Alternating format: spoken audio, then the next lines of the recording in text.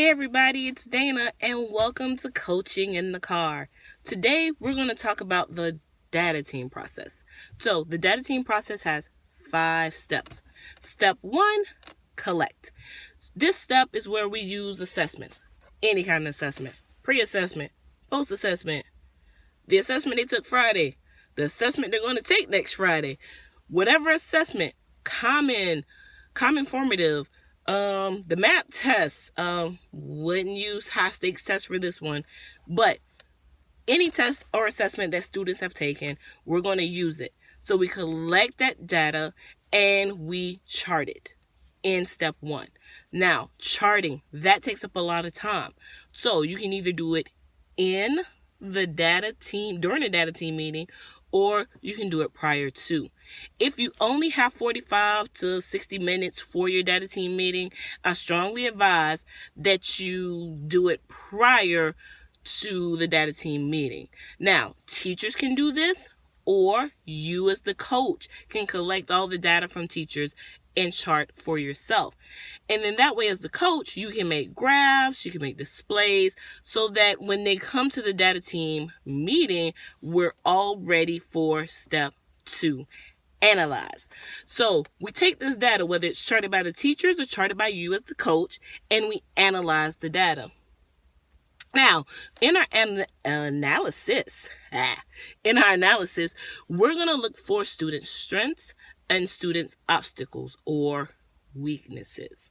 Now, this is not what teachers feel is the problem. No, we are looking strictly at the data. What does the data say is the obstacle? What does the data say is the student's strength?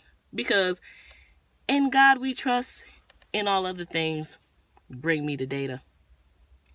So once we've collected the data, we've analyzed the data, we're ready for step 3, which is the goal. And that goal needs to not be just any goal. It needs to be SMART, specific, measurable, attainable, realistic, and timely. The goal, again, is set by the team based on the data. So once that goal is set and we know what we're reaching for, we're ready for step 4, which are instructional strategies. Dana, what instructional strategies should we use?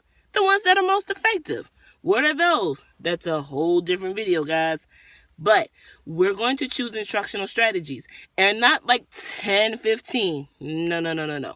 You want to choose enough instructional strategies that you have options, but you don't want too many, because you're actually going to have to use all of them. So I'd say 2 to 3, maybe 4 instructional strategies that you're going to use within that time frame to reach your goal. And once we've done all of that, that's a long meeting, right? We're ready for step 5. Now, step 5 is not done in the meeting, but how step 5 is done is going to be done during the meeting. Meaning, how are we going to monitor? How are we going to evaluate? How are we going to know we've reached the goal we've set? This step is very important for you as the instructional coach, because you're the one that can help monitor to see if teachers are following up with the instructional strategies they say they're going to implement. We can do that by observation. We can do that by having checkpoint meetings. And then we analyze. So once we've gone through this process, say it's 30 days, they've worked this plan for 30 days. We've had checkpoints. We've had checkpoints as a team. You as the instructional coach and the teachers have sat down and said, okay, we've been working these strategies. I don't feel like A is working. We need another one. So remember, even though this instructional plan is in place, you should look and say, hey, this is not really working, and it's okay to change directions. We don't change the goal, we can change the direction, which is the instructional strategies we are using. That's why monitoring is so very important.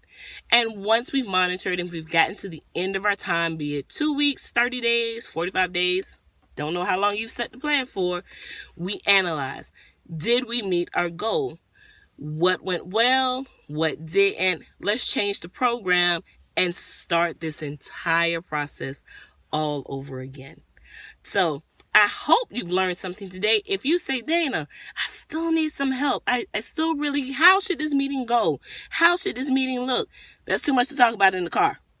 However, I'll have some videos here for you to watch so that you can choose if you're elementary or if you're secondary, because it does look different in each level. So any questions, let's talk about it in the comments below, and I'll see you in the car really soon. Bye.